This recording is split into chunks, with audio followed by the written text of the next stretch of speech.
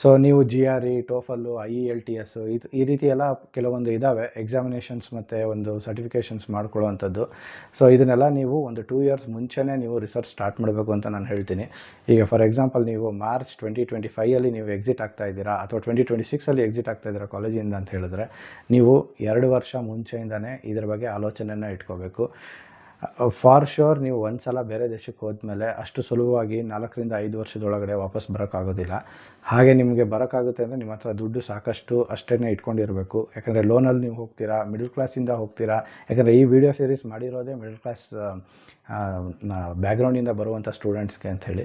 So ಆ ರೀತಿ ನೀವು ಕಷ್ಟದಿಂದ ಬಂದಿರೋ ಫ್ಯಾಮಿಲಿಯವರಾಗಿದ್ದರೆ ನಿಮ್ಮ ಲೋನ್ ತೀರಿಸೋ ತನಕನೂ ನಿಮಗೆ ಅಷ್ಟೇ ಟೆನ್ಷನ್ ಇರುತ್ತೆ. ಅಲ್ಲಿ ಕೆಲಸ ಸಿಗ್ಬೋದು, ಸಿಗದೇನೂ ಇರ್ಬೋದು, ಕೋವಿಡ್ ಥರ ಬೇರೆ ಏನಾದರೂ ಒಂದು ಪ್ರಾಬ್ಲಮ್ ಆಗ್ಬೋದು, ರಿಸೆಷನ್ ಆಗ್ಬೋದು, ಏನು ಬೇಕಾದ್ರೂ ಆಗ್ಬೋದು. ನೀವು ಯೂನಿವರ್ಸಿಟಿಯಿಂದ ಮುಗಿಸಿದ ತಕ್ಷಣ ಕೆಲಸ ಸಿಗುತ್ತೆ ಅನ್ನೋ ಗ್ಯಾರಂಟಿ ಏನೂ ಇರೋದಿಲ್ಲ. ಎಲ್ಲನೂ ಅಲ್ಲೂ ಕೂಡ ನಮ್ಮ ದೇಶದಲ್ಲಿ ಏನೇನು ಇಲ್ಲಿ ಪ್ರಾಬ್ಲಮ್ಸ್ ಫೇಸ್ ಮಾಡ್ತೀರಾ ಕಾಲೇಜಲ್ಲಿ ಇರಬೇಕಾದ್ರೆ, ಆ ದೇಶಕ್ಕೆ ಹೋದಾಗಲೂ ಕೂಡ ನೀವು ಅದೇ ಪ್ರಾಬ್ಲಮ್ಸ್ನೇ ಫೇಸ್ ಮಾಡ್ತೀರಾ. ಅಲ್ಲೂ ಕೂಡ ಇದೇ ರೀತಿಯ ಒಂದು ಸ್ಟೆಪ್ಸ್ನ ಫಾಲೋ ಮಾಡಬೇಕಾಗುತ್ತೆ. ನೀವು ಯಾವ ಕಂಪ್ನಿಗೆ ಹೋಗಬೇಕು, ನಿಮ್ದು ಯಾವ ಕೋರ್ ಕಂಪ್ನೀಸ್ ಇದ್ದಾವೆ, ನಾನ್ ಕೋರ್ ಕಂಪ್ನೀಸ್ ಇದ್ದಾವೆ, ಅದನ್ನೆಲ್ಲ ನೀವು ಲಿಸ್ಟ್ ಔಟ್ ಮಾಡಿಕೊಂಡು ಪ್ರತಿಯೊಂದನ್ನು ನೀವು ಅಪ್ಲೈ ಮಾಡಿಕೊಂಡು ಜಾಬ್ ಸಿಗೋವಂಥದ್ದು ಈಸಿ ಇರ್ಬೋದು ಬೇರೆ ದೇಶದಲ್ಲಿ ಕೆಲವೊಂದು ಇದರಿಂದ ಯೂನಿವರ್ಸಿಟಿಗಳಿಂದ ಬಂದರೆ.